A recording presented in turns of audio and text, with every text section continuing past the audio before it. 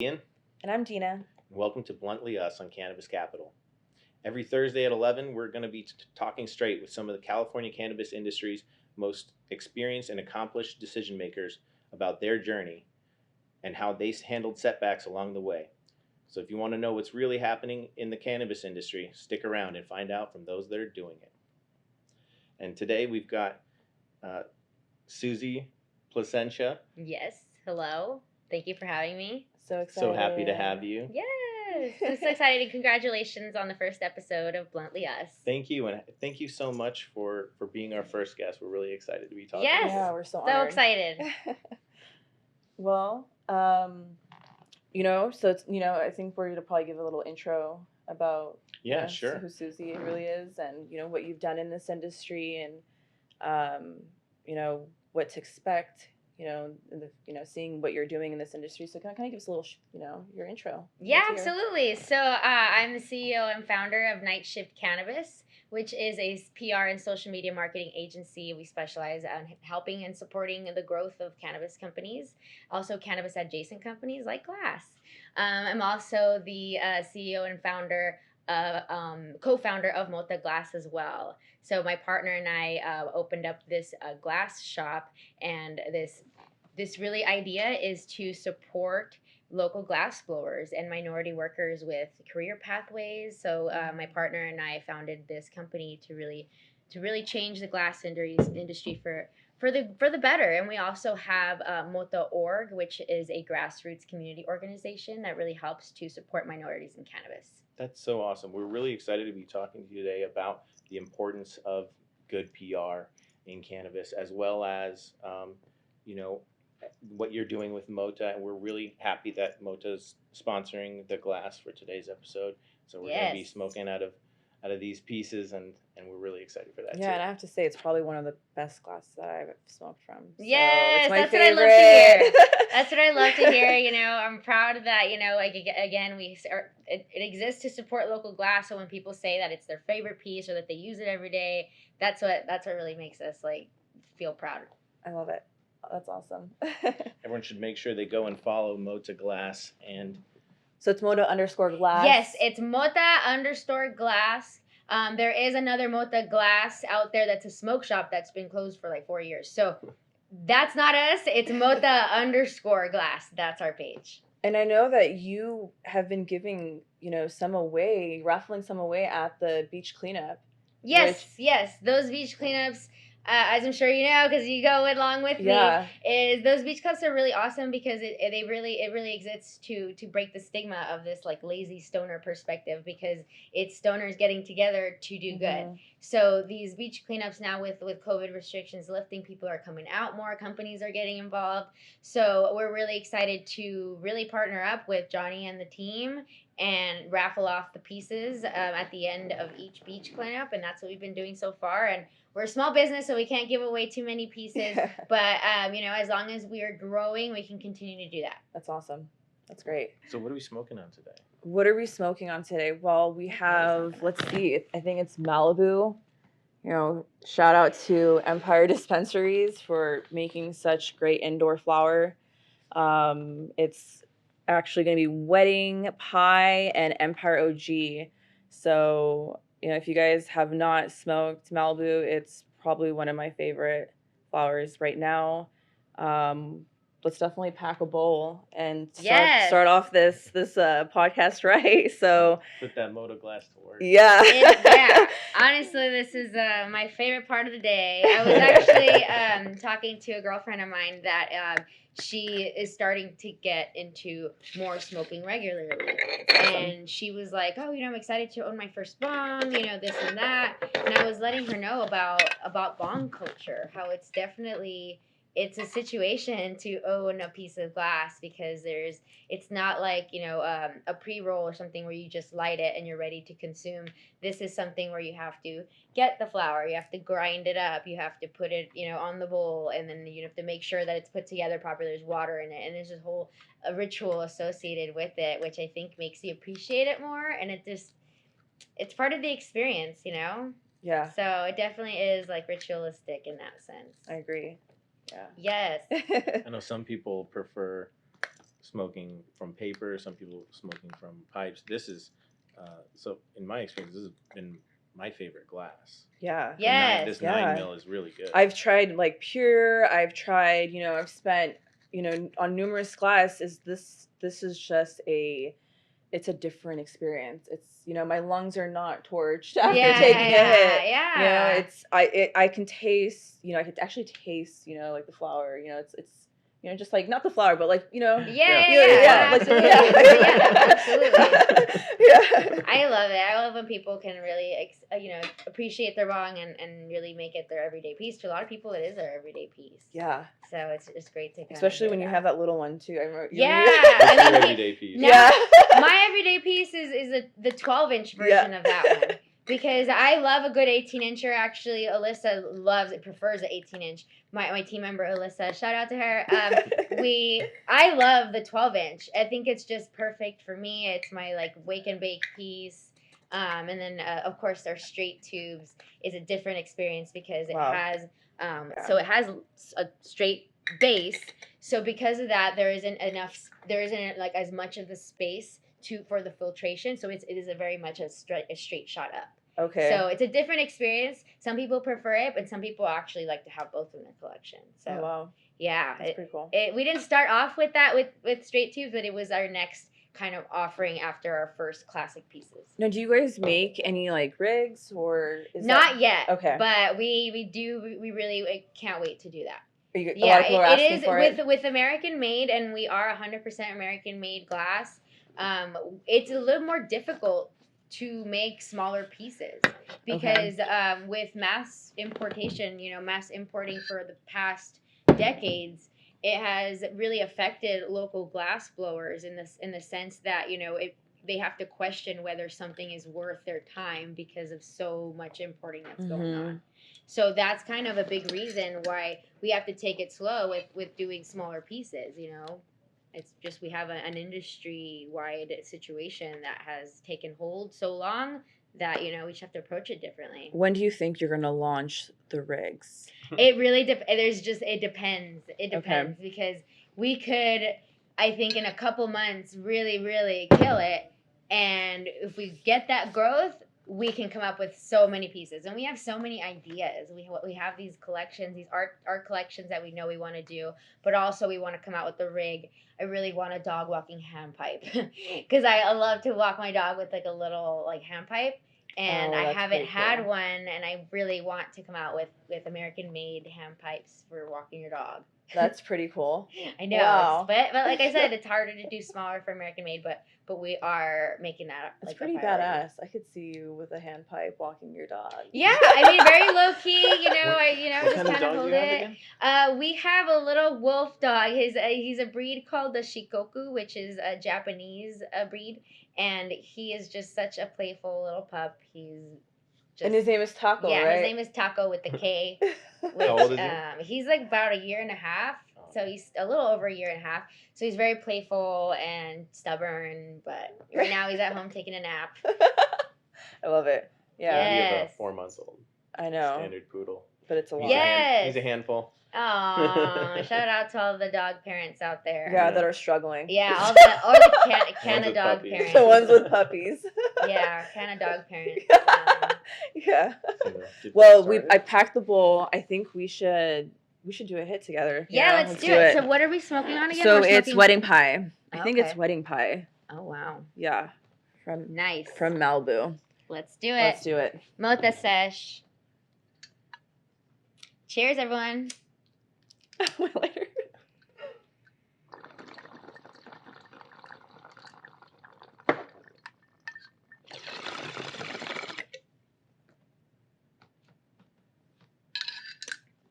There it is. Ooh, Nice. tasty. Very tasty. Yes. So yeah, I love the 12-inch. It's just a straight shot, and it's a good It's so size smooth. too. Oh my gosh. I'm really excited to. We just started going down to the pool in my building, so I'm really excited to have more pieces that I'm excited to go take down and have fun time with at the pool. That's awesome. Are you like? Yeah. Is there any like collabs in the works? Well, we are gonna be doing a special collab piece for the beach cleanups actually. So that's in the works right now. It's just an art piece that we're doing with a really awesome artist.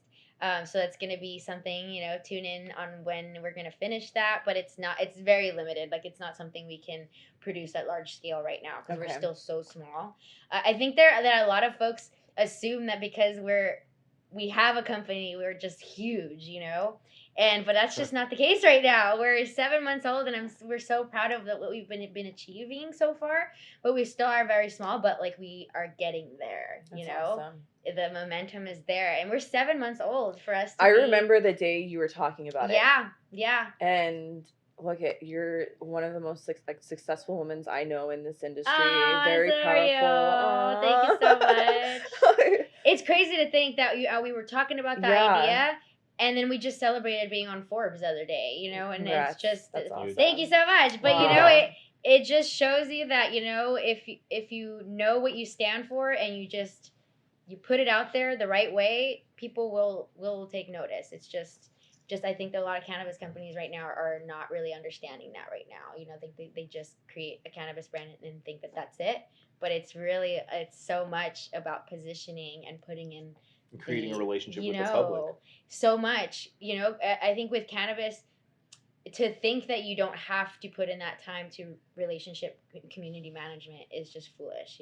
Like when people put their Instagram on the back burner and then wonder why they're not getting in stores. We hear it all the time. People think that their brands and their cannabis just sells itself. Yeah, I hate hearing that. It kills me. When I hear that, it just oh my gosh, it's just amateurish. That was like 2015. Yeah. Because there was a time that if you just had a logo and you had okay product, you'd be good. Yeah. Now you're up against companies that are putting in the time on their Instagram. I mean, these buyers are getting like 30,000 emails a day, like no joke, about new brands. Like, why is your brand any different than differentiators? We call them in PR. Yeah. Differentiators and points of distinction. If you don't have those for your company, then you're just going to be on the shelf. And how are you going to set yourself apart, especially if all the influencers don't even know your product? So and I think I'm glad that my agency Nightshift Cannabis has gotten to the point where we've worked with we were just talking about this just earlier, how it's a small world. Yep. So we've been able to really kill it in just a short period, to the point that we are picking the clients that we want to align with now. Mm-hmm. And we're prioritizing minority owned small businesses, people who have a mission, because as activists ourselves, we really want to align with brands that are going to partner with us to do good in cannabis. Love it. That's awesome. Because if I'm going to grow your business, I want to know what you're about, because this is powerful. PR is powerful, social media is powerful, and the community is powerful. Yeah. So true. Yeah, that is true. And we have something else in common. We both went to USC. Yes, fight on. And so I just wanted to hear a little bit about your story of how you got into the cannabis industry. Yeah, so it did. My journey did start at USC, believe it or not. I wasn't part of the cannabis club that they have there now. It's so great to see so much engagement with the new generation, and they're recognizing that this is an industry that is gonna make money. It is making money. So my journey did start there.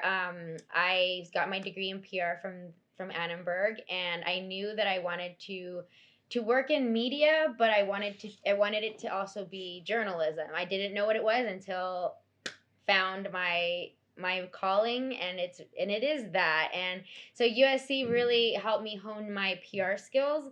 And then when I started working at an agency right out of college, that's when social media started really kicking off. It was really becoming really important for companies.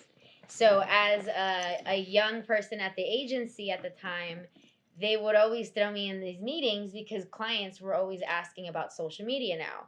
And they panicked. My bosses at the time were like, social media, yeah, we know, we have an expert, like the 23-year-old, at the time.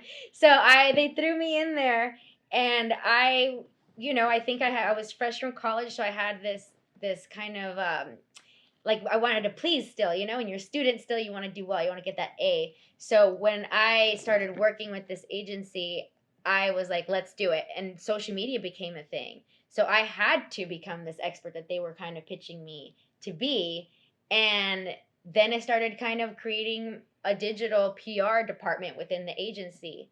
And one thing led to another. And ultimately, some clients just wanted social media. They didn't even want the other stuff. So that's when I started my agency. In 2015, I launched Nightshift Digital, and we service clients in beauty, tech, a little bit in retail. And what I loved about retail is having something where you can buy online. Because for social media work, it's amazing. You just curate this community, you see how it converts, and then you refine over time. Loved it. And then when I was still at the agency, towards the end, that is when we had a client that was a sunglass client. And they were like, we want to be in a music video. And my bosses were like, we can do that. Grab the young person. And they just threw me on this account. And I actually, in college, I interned at a music label. And I loved music. So I actually had some connections in the LA music scene. I pulled some strings and I was able to get him in a music video with Snoop Dogg, Method Man, and Be Real. Wow. And I connected it. I came through to the studio with the sunglasses, with the product, outfitting people and everything. And they needed a girl to be in the music video. So I was like, sure. So I ended up being the girl that smokes a joint in the music video. I need to see this. Mouthing the I need to see lyrics. this. I need I think from that point is when I kind of crossed over from being like this professional. I was trying to make it in PR and marketing in LA into like, wait, what's going on in cannabis? And this is 2015 or something, like right before I left the agency. This happened because one of my last projects I did with the agency before I launched my own agency. And that's when I started learning contacts, seeing, and then, getting to know Be Real and everybody there at Be Real TV and the projects they do there and their podcast, seeing that Hotbox show do really well. And that's kind of how I started my reputation in cannabis, where people just kind of calling upon this person who knew about social media and PR, and you can consult and just can connect. So as legalization came, 2017 happened, my opportunities for my agency, they were still coming with these other industry avenues, but cannabis started being where I started getting more and more phone calls where the needs were. And so that's when Nightshift Cannabis was born, because Nightshift Digital is my main agency, but I wanted a subsidiary that focuses on cannabis, because once I started working in cannabis, I started seeing that there are specific needs that don't really cross over with other industries. We have a specific community component. Okay. Like what we were talking about before. If you don't take care of your community, they're not going to take care of you. They're going to remember that, especially on Instagram. It's just different in cannabis because there's this war on drugs. There are people who are still having their lives affected by this medicine, but then yet there's a lot of profiting going on. So when we have that dynamic, it's going to create this environment of responsibility and added accountability that maybe don't exist in the same way in other industries. So because of that, that's when I launched Nightshift Cannabis as a subsidiary that focuses on cannabis. And here we are now. Have you worked with any big brands in cannabis? Yeah, several big brands. I don't want to name names, but what I really want to do is focus more on minority owned. Cool. Because big brands are cool. Big brands are great to be able to do bigger projects. But what's needed right now is more engagement among those that are underprivileged in this industry. So I really want to put the word out there for if you're a small business, launch. Really, really start small, get out there and meet the contacts, because it's really important for minorities to get out there and just start it, and for minorities in the industry to support each other for that growth. And are you currently accepting new clients? I am. Okay. But like I said before, we're being a little more particular in who we take on, because we really want to know where they're headed, and we're not just in the business of just providing services. We want to know what you're about so that we can align with you and your mission. Okay. So we are taking clients, but we are looking to really learn more about what you're about, I think, more than before. And it's because we've been through some stuff, where we want to learn more about what people are about more than ever. So what would you say is your biggest success so far since entering the cannabis industry? I think my biggest success so far is creating change, is being able to put in time and see actual change within the community. So I was involved in a boycott in 2020 that was really impactful for many people within the cannabis community, but of course myself and those involved. And the impact of that was, I think, just more of a greater, I think, careful outlook on the situation, an added dialogue that was really meaningful in terms of the growth of the cannabis industry. And I think seeing that shift in people thinking more deeply about, you know, what they're doing and the impact of what they're doing. I think that is, as an activist, as someone who organizes and wants to see change, that is a proud moment. That's awesome.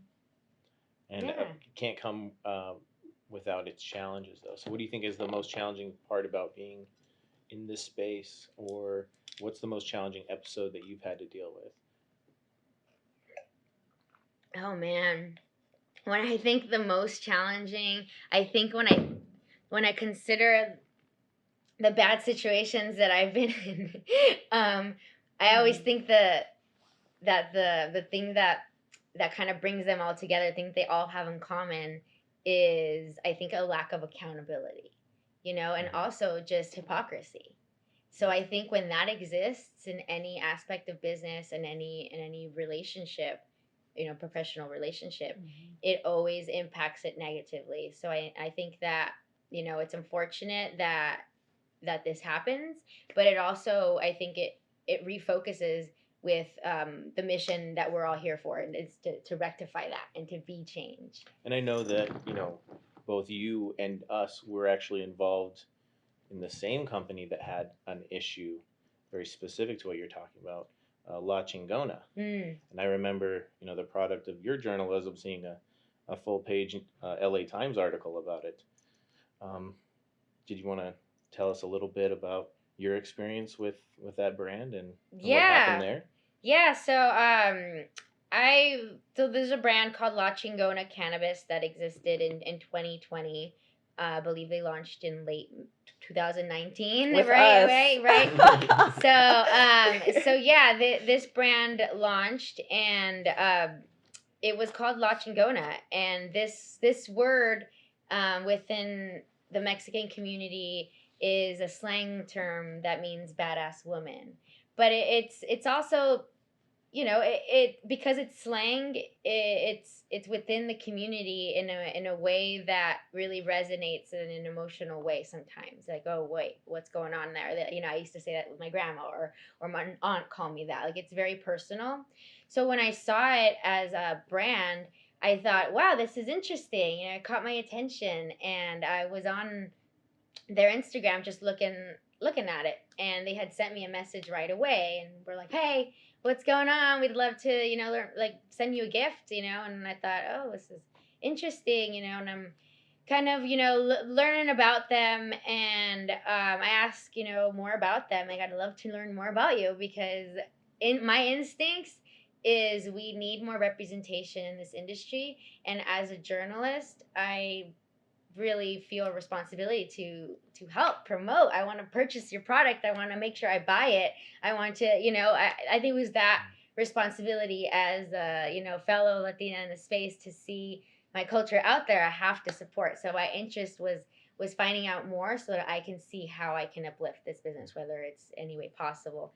And I think there was a desire to, you know, to get the, you know, gifts, you know, and everything. And I went to the webpage, and I saw biographies of you know, the founders, you know, his three sisters, and, you know, I saw that. The whole company story, yeah, right? company it was described story. as this very they're from Guadalajara. Yeah, from Guadalajara, which happens to be where my family is from, which is just really weirdly specific. And so I saw the about me, and I thought, this is awesome. Like, these women made it. I mean, it was nitty-gritty details, like they launched in Adelanto in 2000 whatever, and then it was very weirdly specific to a lot of things that made me think this is real. Like, this got to be real. So the person who I was communicating with to get the package was like, yes, I'll drop it off. And I met him at the corner of my place. He gave me this little baggie of a lot of product. And I thought, wow, this is a lot of product, because at the time I only had like 700 followers, and this was an influencer situation. And I was like, this doesn't help you at all. You know, I'm going to post you, but like, what's the point? And I was trying to find out why was I so important for me to receive this product. So I asked him when he was there in front of me. I said, hey, I saw you guys is like about me. It's awesome. I want to learn more about the brand and see how I can, like, you know, give you guys press or whatever. And he looked a little uncomfortable, and I was like, what's going on? You know, and he said, you know, that story's fake. You know, it's not real. The owners are actually, you know, mostly non-Latino men, and just really uncomfortable, but just wanted me to know that he didn't like it either. He's like, oh, me, you know, but take the product though and give us. And then that's where it really clicked for me.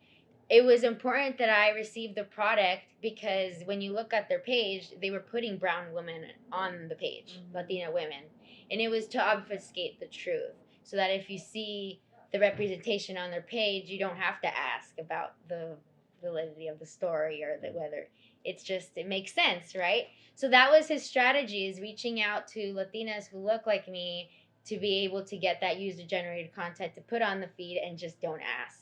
So that was the strategy that I walked into, and I thought to myself, I don't think this man knows, like, to the extent of like what he's doing, and maybe he just needs the friendly email to just say, hey, something's bigger here, like just FYI, because you lying. And I think that as a woman, I know that representation, as I said, it's so important. So that when it's not genuine, it's harmful, it's hurtful. Yeah. And that's something that I didn't think that he knew. Yep. And I wanted to give him the benefit of the doubt and think that, you know, this man is, you know, no offense, but he was a white man and just very, and I think that he was just focused on his work. He saw a problem and was like, oh, let me just get Latinas and just, but he didn't understand how hurtful and harmful that can be to a lot of people. So I sent him an email that was from a colleague to a colleague, like, you know, just wanted to let you know that, you know, now that I've heard that the story's fake, it's just like, you gotta just be careful, because your strategy of reaching out to Latinas to put them on the page because you know it's fake, be careful, because this is 2020 and this isn't. So he took that email as, well, you don't have to try and get hired, I can just hire you. And I was like, no, that's not what this is. Like, I'm trying to really just give you a professional heads up that it's not gonna fly the way I think you think it will. And then it became this kind of need to hire me. Really, really wanted to hire me. And there were so many questions that I was like, no, this is weird. Yeah. You know, it was just a lot of questions I had, and a lot of questions I didn't have answers to. And ultimately, it was just a bad situation, and you can read up on it on the LA Times, because there's so many nitty-gritty details, but ultimately, the truth always comes out. And that's what the biggest learning lesson for people out there, if you're dealing with a bad situation, stick to the facts. Don't lie, don't cheat, don't steal, don't harass. You know, don't threaten people, because the founder of La Chingona would like threatened me. He like was, don't do that. You know, a big reason why it was on the front page of the LA Times is because of, you know, the crazy lies, but also the way he handled it. Oh yeah, he went crazy fighting people in the DMs and in the comments fighting with you. You know, shout out to Ian. He shut it down with the comment one time. It was like, it was a weekend of drama. Oh my god! You know, one hashtag. Well, he was lying that. How we started is that we helped take that brand to market, and we helped December 2019, and we helped build that brand, build his distribution, and then he ended up firing everybody. He fired like 15 people. Just ended the whole distro. And then he was like, I have to relaunch La Chingona. That's what he told us. And I will never forget the day where he was sitting in front of our whole sales team. And I really hope one day he actually listens to this, because he was panicking, shaking in front of his wife. And he was like, you guys, the cartel just contacted us. And they found out, so we need a Sharpie. I think it was like Adriana's name or someone's name from the packaging. So remember they had the website about me. They had 3 bios of 3 women. They each had full names. Yeah. And those names weren't coincidental or made up. They were actual people from cartel. The actual daughters of actual cartel leaders. And he was panicking because he got caught. And he was like, oh, I think we're going to have to Sharpie like 80 of these packaging because we're not going to be able to send them to dispensaries. And then literally 2 weeks later, he puts everything on pause with La Chingona, says that he's relaunching, and then and he shuts the distribution. And we told him that what he's doing is 100% wrong, that this is a fake story, that he can't be doing this. And he was like, well, I'm going to, make some changes, blah, blah, blah. And that's when everyone got fired. And, I have to really give it to you, Susie, because I've never seen this in the 8 years that I've been in cannabis, a brand being shut down within 24 hours. Like, props to you. Honestly, props to the people. I gotta give it to the people. But you led it. Yeah, but and I know I'm just saying, but you led that, and we all came with you. And we all supported you for coming out, because I think one thing in this industry is people don't like to speak up. People don't like to, come out and talk about what's really going on, and, who's screwing them over, who is lying. Yeah. And that's one thing that, I know you from. It's because you spoke up and holding people accountable. And you held him accountable, and now he's nowhere. He's completely gone. Well, we'll see, but he might come back, but at least La Chingona is nowhere. Right. Well, that's a big reason why we founded the organization, MOTA.org. It stands for Minorities for Opportunity, Transparency, and Accountability in Cannabis. And our mission really is to really inspire more responsibility and transparency and accountability in cannabis. We really want to really show people that you don't have to be so shady. Yeah. And we want to inspire regular, everyday people, consumers of cannabis, members in the cannabis community, that, how to call out responsibly. Because people look at what I did with La Chingona and they think, oh, this girl saw something and then just did a thing. They don't know about the 6 weeks that I put in to communicate with this brand offline, privately, via email, face-to-face conversations, education. I refused pay because I had a responsibility to educate because of who I was, because of the Latinas that, bought into this brand because it was genuine, because we need representation. Like I mentioned, it's so hurtful for it to not be genuine when you need it at a time like this. You really need representation. And, it is what it is. And I'm glad that at the end of the day, it wasn't just a bad situation that happened. We created an organization to help create change, to make sure that this doesn't happen again. Yeah. And we're hoping to inspire other people and equip them with the know-how of how to call out responsibly. And we're going to be doing more on MOTA.org. We're actually my co-founder Savina and I are going to be doing more live sessions to really talk about this aspect of responsible calling out. Because as consumers, you may see something problematic and think, I'm powerless, right? But then 2021 shows us that you can go on social media and do something. But should you? There's those kind of questions. I really want to inspire people to think about it, because if you're going to post, you're affecting someone else's business. You better know who you're affecting, the extent, and what you're going to do to hold yourself accountable. When we made the decision to do La Chingona, we thought long and hard. We really did. We broke it down, and we wanted to know what the strategy was, and we put it together. The reason why it was so swift is because it was a PR campaign, and I'm a PR professional. And also it collapsed based on the lies, and that was really the only role that we played. Was I just posted one hashtag that just proved everything that he was saying was a lie. Yeah. Well, yeah, because he had someone come out saying that this is my company. And then he said, okay. And then he came out like 2 days later saying, no, this is not her company.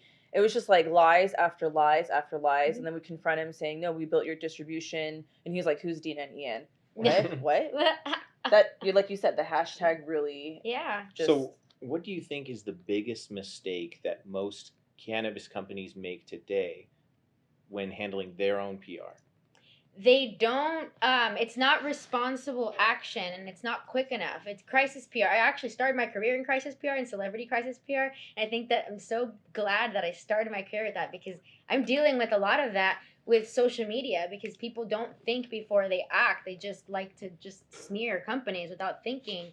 And I think one of the biggest things that people deal with is not knowing how to be accountable as a company and how to do it in the best way possible. For instance, there's been a call out recently where people did it irresponsibly, and then the company didn't know how to act, and now the situation's just in limbo.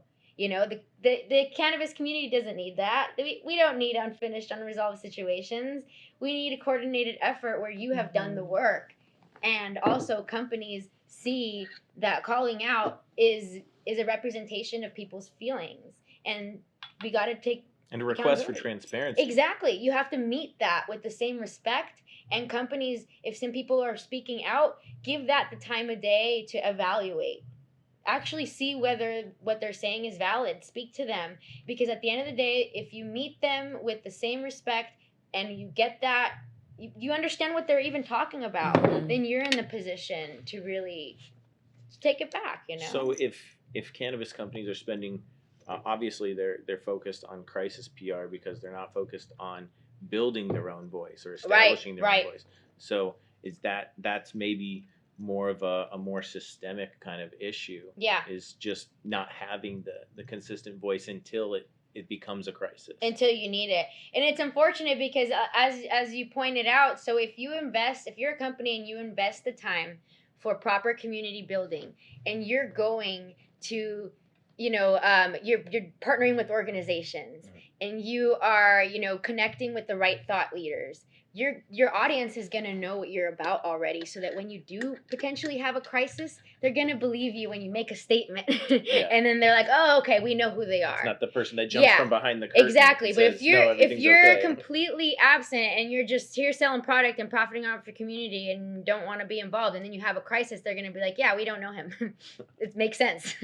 So when you invest in good PR, and good PR is not necessarily being in a magazine. Good PR is partnering with the right influencers and doing a thought leadership campaign. PR is the way people think of you, the way people perceive you and your products. And you can do that 100% on social media. You don't need necessarily press. Yeah. But when you do it both ways, that's when things really pop off. When you're in the press and on social media killing it, it's over. Yep.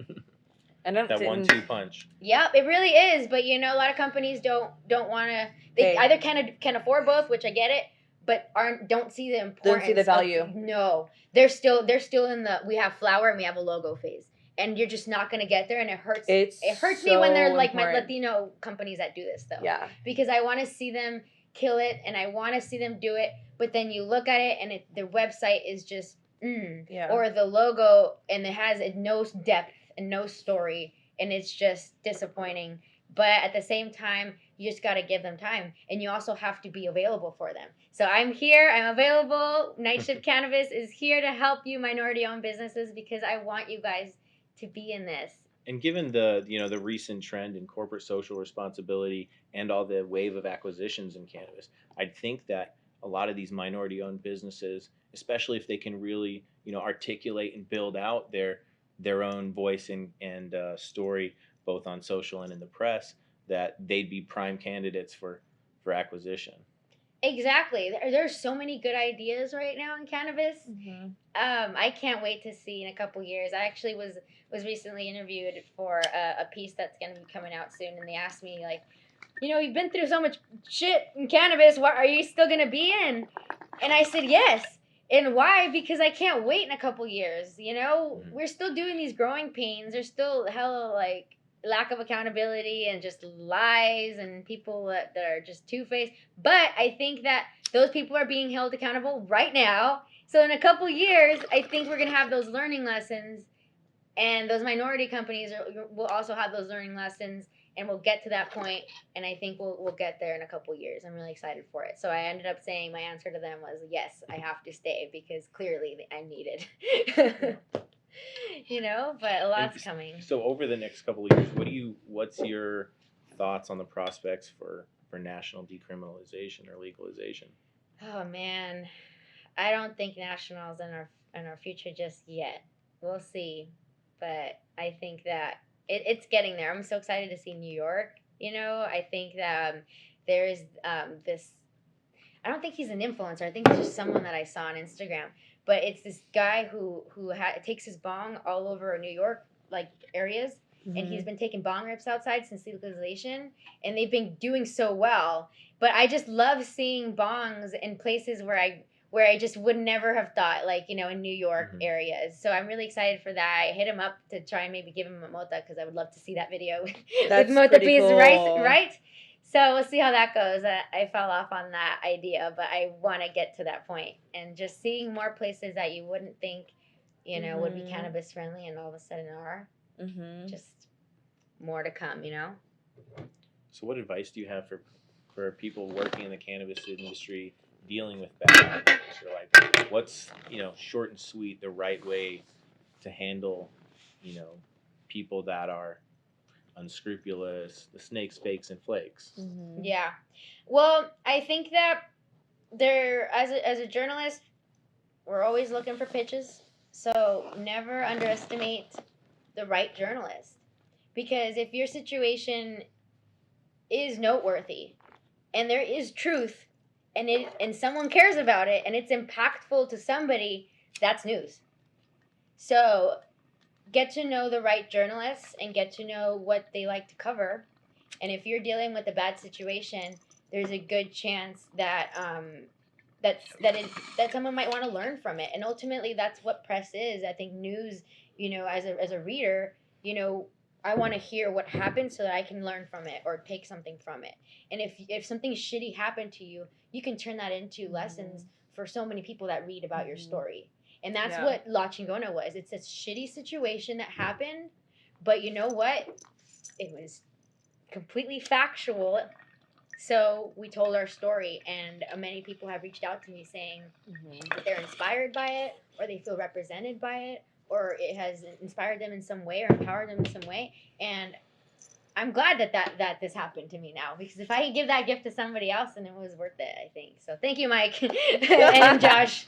You know, but you know, it's a blessing in disguise, because I think that it makes me proud to see so many Latinas, I think, filled with the desire to do something in cannabis, anything, because they see what we did, you know, and ultimately, like people say, like, oh, you did La Chingona, I'm like, like me and Savina and Bobby was behind the scenes all the way because he was like, oh, I don't know. But he was there. But he was there. Like, shout out to Bobby. He was there. He was there because so he's a very high integrity man, you know? Like, so when he sees a bad situation, he's like, what's going on? So we'd be dealing with it, and then he'd be like, so you know, his input was just so valuable because of everything that's going on. He's a very experienced businessman as well. So, you know, he was in there, but he really wanted to remain behind the scenes. But, you know, Savina Monet, shout out to her. She's a really good friend of mine, but also a colleague, and someone who partnered with me on the La Chingona situation, because when I was first dealing with it, I didn't have a lot of people to talk to in cannabis, because at the time I wasn't really out like the way I am now, where people know me and I go to events and, oh, you know, I wasn't like that. But before, I was just more focused on my work.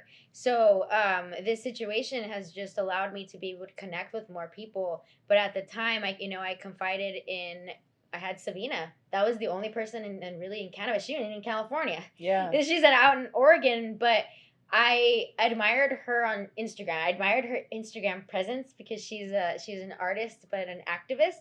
So she does these really beautiful collages, sometimes steeped in culture, sometimes about cannabis activism. Just really beautiful collages, and I admired her work. And she had a lot of followers, and I was like, oh, cool. She has a community of people that are activists and like Latino, and she's like a Latina. And when I was dealing with this situation with La Chingona, I'm like, I don't have anyone to talk to, but you know what? Who might like just be a good like listening ear, is Savina. And I had worked with her on a few projects before with clients. So I was like, hey, I have a situation. Can we talk? And she was like, yeah, for sure.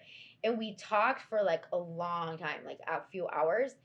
And she was the one that was on the internet already. And she was like researching, and I could hear it. She was like, did you know this? Did you know that? Because she started following the license number on the website, like their license, their like numbers and everything. She followed the breadcrumbs, and we were still on the phone, and that's when she started uncovering some really crazy shit, like the fact that they were right next to like an ICE detention center, like just sketchy facts, and here seeing. Just the more it unraveled, the more we saw a bigger story than we ever expected, and just the scum that we discovered. And Savina was in it at that point. She was just like, oh God, no.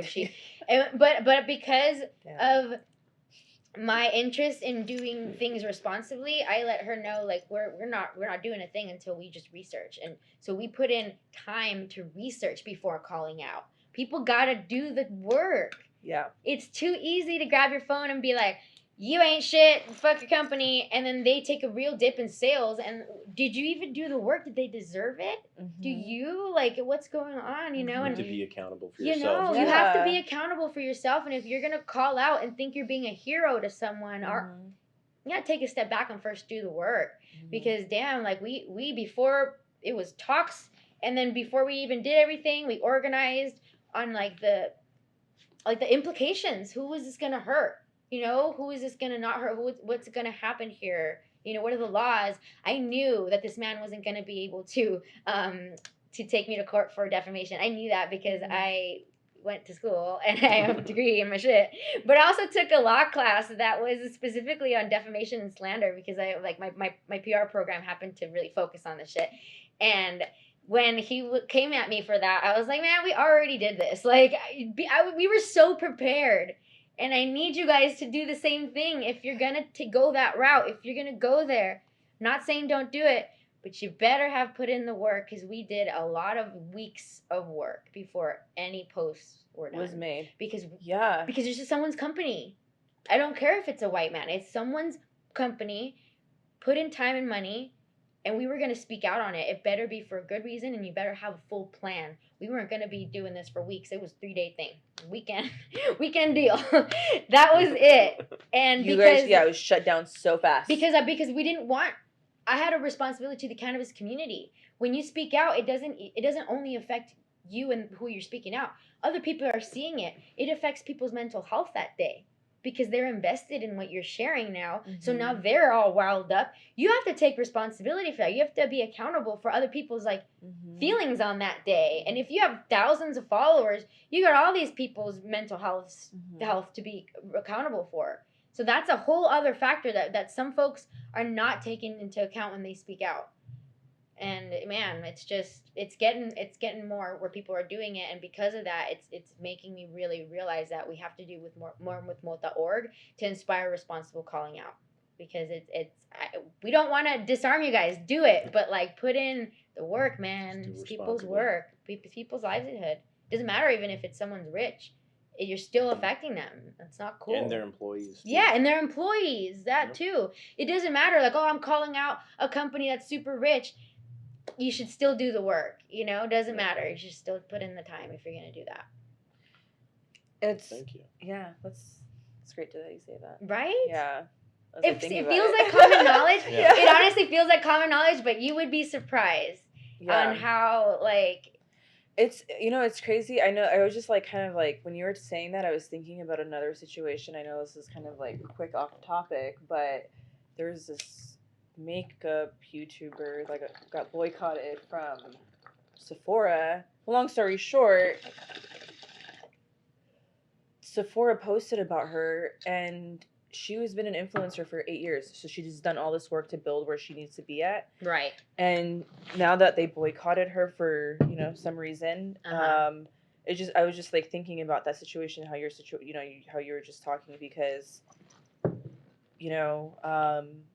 Sephora cost her whole career. Wow. And the resource imbalance is huge. And she's suing them right now. And so I was actually listening to her video 2 days ago that she released, and she's basically telling everybody that she has like 2.2 million followers. She's like, it's not about my followers. She's like, do you guys know that I was getting PR packages every single day, like 25 or more a day, and now I have 0.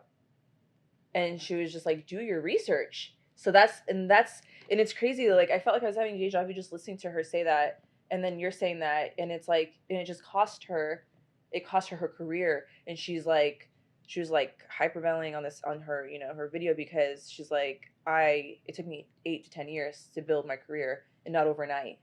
And gone. But responsibility is a sword that cuts both it ways. is. And she's telling him, she's like, you guys need to be accountable for this. Yeah. You guys took away my whole career, and now I'm suing you. Honestly, I'm kind of dealing with something similar right now, where there are people that spoke out on the company, and there was consequences that happened because of this call out, and the women who did the call out just dipped out. And you're getting blamed. Unfortunately, my partner and I were publicly blamed for what happened. And another person came in and made a statement, in support of us and helping to shed light on the truth. But then what happened to them? They're silent. And it's just, something that, we don't know why they did what they did, whether they believed in it or whether it was just reckless action. But similar to like that, it affected our reputation, and until, we're still, time will tell. And like I said, the truth always comes out. Well, I hope that you can come back and tell the truth. But it will. Shed more light. We will. Yes. I think we just have to tread lightly, because it's still ongoing. But at the same time, like, similar to what happened here, like, people have to be accountable, because you're accountable for what you do and what you don't do. Yeah. And it's just, you have to do the work before you call out, because it could have unintended consequences. It can have an effect on people that you didn't even expect to. Because the women who spoke out, they responded something to the effect of, well, we spoke out on the company, not on you. We don't see why you're upset. And I'm like, like, we got blamed for it, and y'all just dipped. You don't think that affects it? Yeah. And they don't. And it's shocking because of the amount of people that saw it and are talking about it. And I think that they don't like either know that or care. But it's, accountability is one of those things that it comes whether you want it or not. It's just one of those things, it happens. And I think it's also part of this industry. Just people don't like to be held accountable. I know. But the thing is that it just happens regardless, especially if it's a public situation. Yeah. And I don't know why it's a public situation. Like, a lot of people saw what they did, and it's really shocking to see just silence, Yeah. But it is what it is. The industry, it's growing pains, I think, a lot. I think in industry as a whole, like influencers, because of Sephora situation, this situation I'm dealing with, it's all this social media realm of, emotions, social media, and causing real action. More organic engagement, where, transparency and accountability, they take on a new dimension, because it's not just institutions working with each other. Right. And now it's people that have direct personal relationships with their customers. And it's like, well, what am I selling? What am I promoting? Yeah. And, making sure that the interests of, both the influencer and the company are aligned. But what do you think are the biggest opportunities? The biggest opportunities right now, I think they're always hidden within the challenges. Let's be honest. So then where are the biggest challenges right now? Because the biggest challenge is making sure you're authentic with your community and keeping them happy and engaged. That's the opportunity. If you can tap into your community, which is your target audience, people who are buying your product anyway. If you can engage them authentically, be responsible, be accountable to them, that's really your key to really growing your brand. You know, we're still waiting to have a national cannabis brand, and I think we're still a ways away, but we're putting in that work right now. And so the challenge is doing authentically, but that's your opportunity is actually finding and aligning with kind of like agencies like ours, Nightshift Cannabis, who have a pulse already with the cannabis community. If you're a company trying to break in just fresh, it's gonna be really difficult. Align yourself with people who are already in, like yourselves, like who people who want to break in and get their stuff in stores. You know, you can't just walk in. You gotta connect with people who are already connected. Yeah. Same thing with influencers. You can come right in with all the money you want, but if you don't have those relationships, it's knowing who not to work with, I think, is one of the biggest. Yes, that's why it's so important to have this show, but where we can talk about the truth, so you can make that decision yourself. Yep.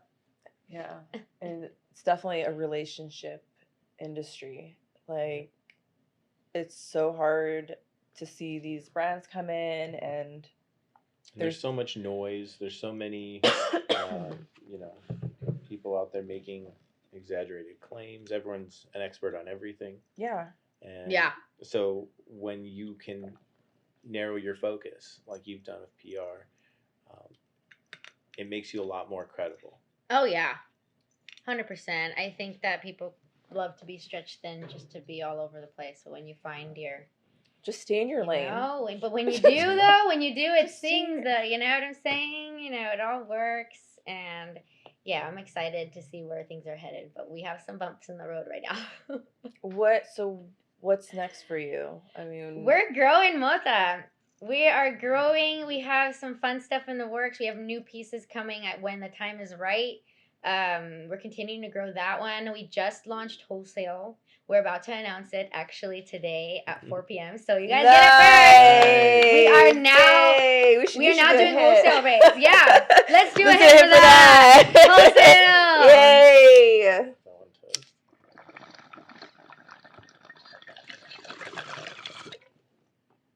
It was a baby hit. Yes. I mean, this is a huge step for us because I need to try you will be able, oh my gosh. Straight shot.